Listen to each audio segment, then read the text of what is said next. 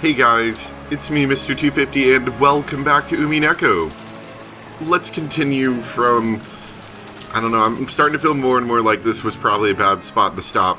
I don't know, but let's continue from here. 条件は碑文を読むことができるものすべてに公平に。黄金を暴けたなら、私はすべてをお返しするでしょう。それではどうか金蔵様との知恵比べにて存分にお楽しみくださいませ。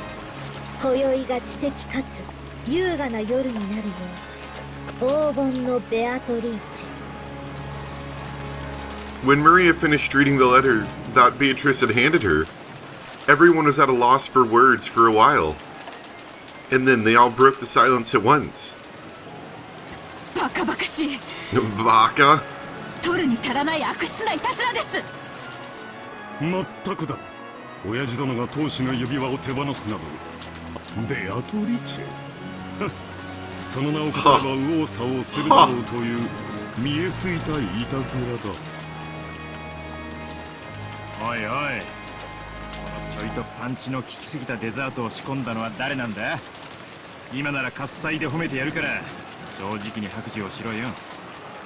ローザか？とんでもない。お父様の名を語るいたずらなんてしません。じゃあ姉貴か？兄貴か？私？バカ言ってんじゃないわ。兄さんでしょ。こういう悪趣味な仕掛けは。愚弄する気か。私こそお前たちに問いたい。このたちの悪いいたずらは誰の仕業なんだ？ I'm gonna say it's probably Beatrice. Cross beat the table and stared at everyone. Since that included the children too, we scared most of them. お父様から財産の全権を任せられたと称する謎の人物からの手紙。そして今日がそれを話し合うための親族会議であることを考えると、いたずらだと決めつけるのも早計だと思うわ。わからんで。まさにお父さんの悪趣味ないたずらかもしれん。自分抜きで遺産分配の話をまとめようとしているわしらをちょいと驚かせたくて仕組んだことかもしれん。こいつを仕組んだのが親父だってんだ。アリアちゃんが読み上げた内容は冗談ってわけにはならねえぞ。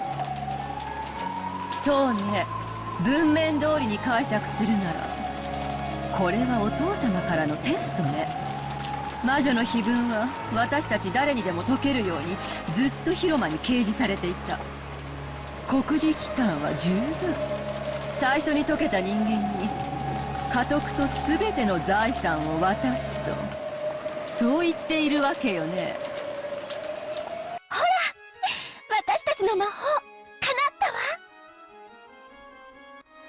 たわ。 Oh, really? Oh, I see. 後宮家の次期当主が夫であることは何ら揺るがない事実です。それを揺るがすのがこの手紙じゃない。この手紙はお父様に財産の全てを全権委任された人物からのメッセージなのよ。もはや兄さんの当主継承権は白紙に戻ったわ。魔女の碑文を解いた者、ベアトリーチェの黄金を見つけた者が後宮家の次の当主になるのよ。バカバカしい。その手紙の伝え事を信用するのかね。その風浪が本物だとでも信用などできるものか。ならお父様に直接話を聞いてみましょうよ。もう機嫌が悪いからとか体調が悪いとかそんな次元じゃないわよ。この手紙はお父様の代理人であることを風浪でちゃんと示してる。それを疑うなら兄さんが証明しなさいよ。この手紙がお父様の意志のものではないって。よかる。お前の言う通りだ。もう親父の機嫌不機嫌の問題ではない。上へ行き直接問いたらそうじゃないか。 Go away, you dang kids. そうしよう I ぜ。 hate you all. 親父に直接聞こう。親父も親父だぜ。どうしてこんな回りくどい真似を。ま、そこが親父らしいんだがな。お父様の手紙だということを前提に話を続けてもいいのかしら。バカローザ、お父様の手紙に決まってんでしょ。あの手紙はお父様のなのよ。次期当主を私たち4人の中から選ぶための公平なチャンスに決まってるじゃない。バカ死ね、この役立たず。 Wow, Eva. ほんと That was pretty mean. That just came completely out of left field. へそでも管理死んじゃえば。ごめんなさい。 No, Rosie, get mad at her. Get ご back. めんなさい。 In the beginning, the adults had all doubted the credibility of the letter. But after just now realizing that this was a once-in-a-lifetime chance for the three siblings other than Cross in the struggle for the inheritance, Eva had changed her position and had claimed the letter was authentic. Rudolph and Rosa also realized that and agreed.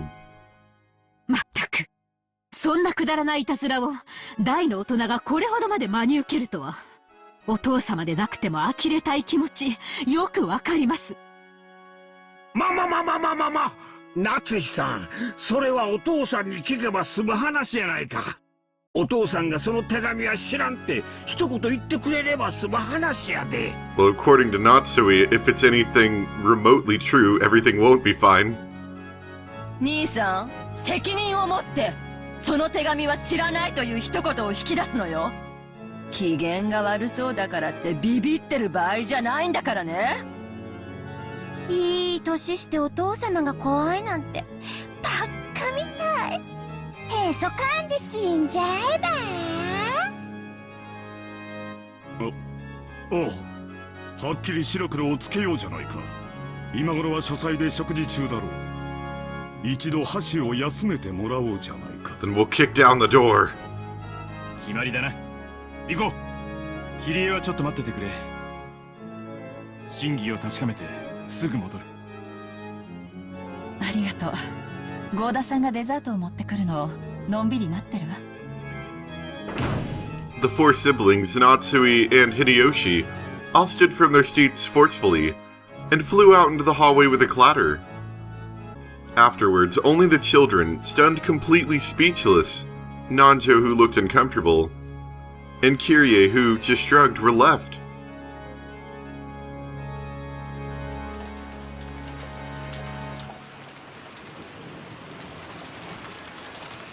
In the middle of all of this was Maria, who looked a little scared at the adult's sudden change. However, judging from her appearance, she didn't look like she realized the full meaning of the contents of what she had just read. 一体何事だってんだよ。わけわかんねえぜ。どいつもこいつもクソったれだ。そんな兄さんが欲しいかい。みんな、これは親たちの問題なんだ。僕たちには関係ない。だから気にしちゃダメだ。そうは言ってもよ、ああもうあからさまに見損なったぜ。欲の皮が突っ張ってやがる。みんなで幸せになるって信じ合わないとダメ。そうだね。僕たちはみんなで約束したもんね。ほら、バトラ君もジェシカちゃんも。最悪の気分だぜ。 We couldn't accept it at all, but we laid down our arms for the time being. We had known vaguely how filthy the family conference was going to be this time. However, after that 6-year blank, I couldn't help being shocked. When he saw that the children were completely dejected, Dr. Nanjo cleared his throat uncomfortably. 大人の話です。お若い皆さんとは関係のないことですよ。忘れてしまいましょう。それができりゃやってるぜ。辛いのはわかるわ。でも今は忘れてあげて。あなたたちの将来を少しでも豊かにするため、みんなの両親は必死で戦ってるのよ。そしてやがて傷つき帰ってくるお父さんたちをどうかそんな冷たい目で迎えないであげて。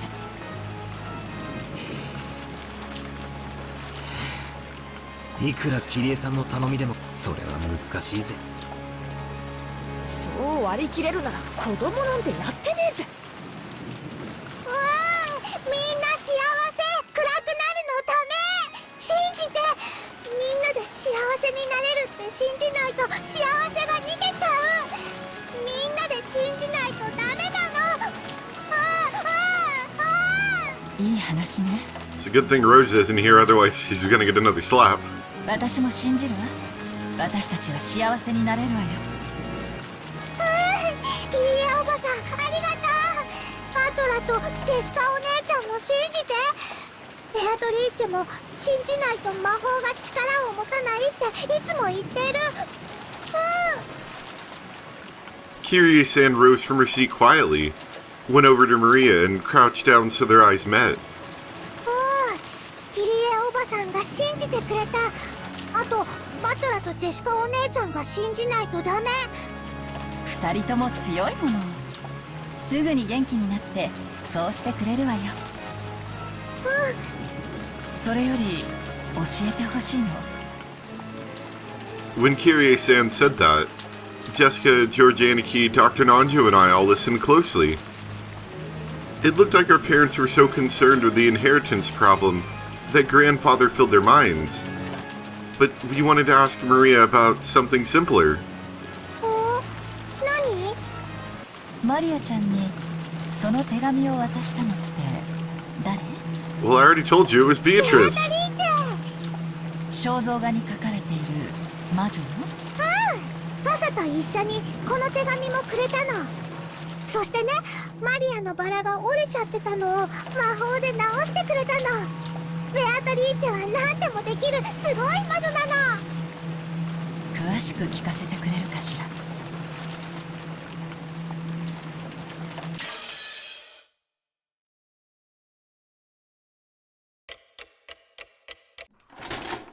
And it took half an hour to talk about a rose.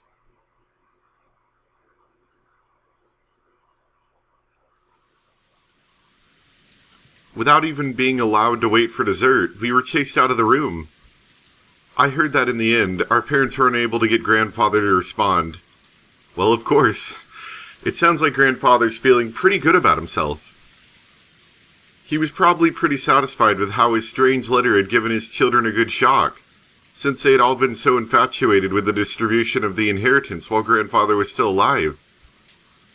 I also felt like our despicable parents had gotten what they deserved in all of this confusion. But I couldn't really say that I was feeling great. I felt all sulky. Apparently, grandfather hadn't seemed concerned with the whole thing, but he also hadn't denied anything about the letter either. When talking about the witch's letter, grandfather's name kept popping up. If grandfather knew that someone was stealing his name, then, considering his character, he would probably be mad with rage. But even though grandfather knew the contents of that letter, he coldly ignored it. In this case, did that count as a silent yes? Aunt Eva and Dad were trying to interpret the letter in their favor, their greed clearly visible.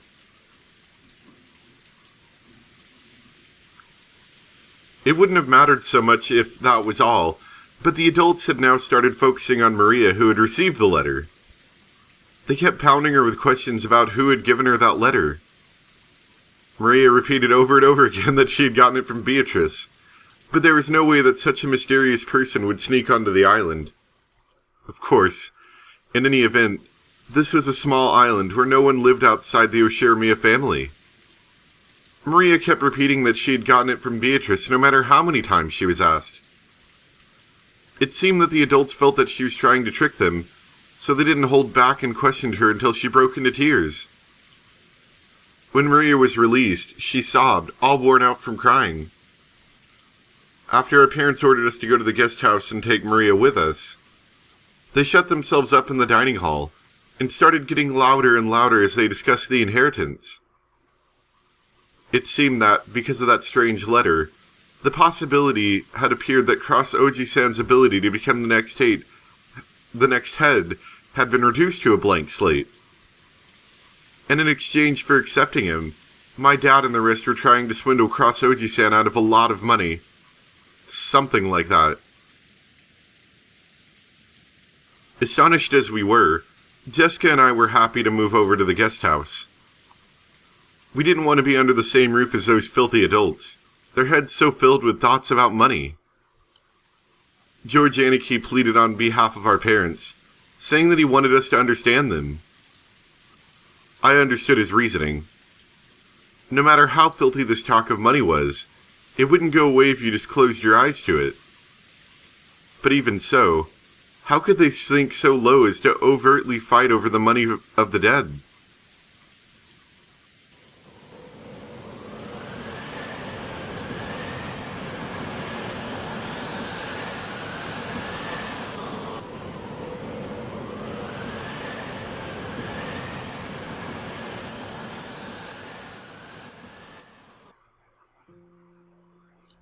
Maria had cried herself dry, and was hiding in her bed. She hadn't even twitched for a while, so she was probably sleeping. マリアちゃんは一体誰にあの手紙をもらったんだろうね。ジョージ兄さん、それはもう聞いちゃダメだぜ。マリアがベアトリーチェにもらったって言うなら、それでいいじゃねえかよ。これ以上マリアを泣かせたくないしな。Even though we said that, we couldn't clear away our gloomy feeling. この島には今18人しかいないんだよ。そこにこの雨の中、未知の19人目がマリアちゃんに手紙を託して、今もどこかに隠れているというのは、正直現実的ではないね。I don't see why there couldn't be a hobo in the woods. おそらく、あの肖像画のドレスをシャノンあたりにでも着てもらって、うまくマリアと口裏を合わせたってことじゃねえのかな。もっともマリアの場合、あのドレスを見たらそれだけでベアトリーチェだと信じちまいそうだけどな。誰が渡したかなんてどうでもいい問題かもしれないな。大事なのは差出人だろ。要はじいさまが黄金の魔女の名を語って一波乱を起こしたかったってことなんだぜ。まったく人騒がせなじじいだぜ。It was probably true that our occult-loving grandfather was playing around, since he had chosen that dramatic way of handing the letter over to Maria, who shared the same hobby as he did.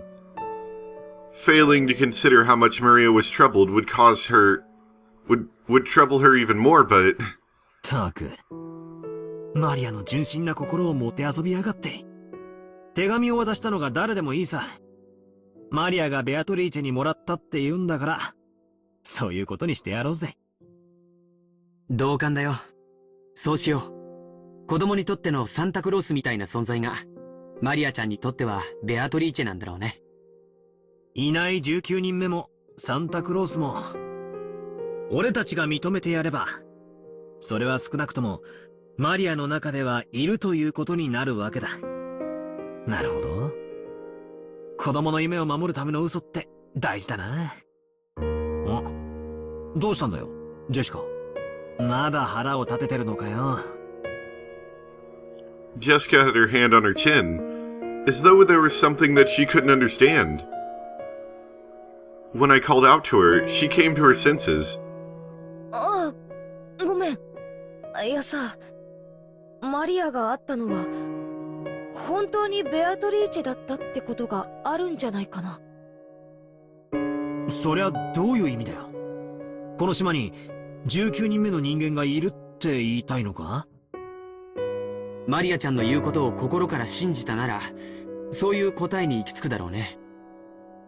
いや、そういうのじゃなくて、昔からこの島には私たちの知らない誰かが住んでるんじゃないかって話はあったんだよな。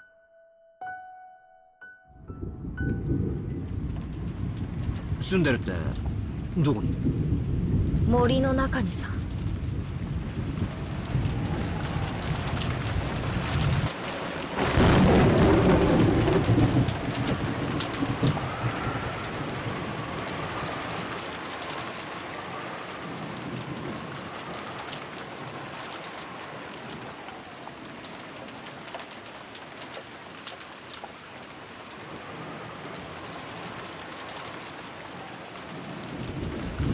Oh boy.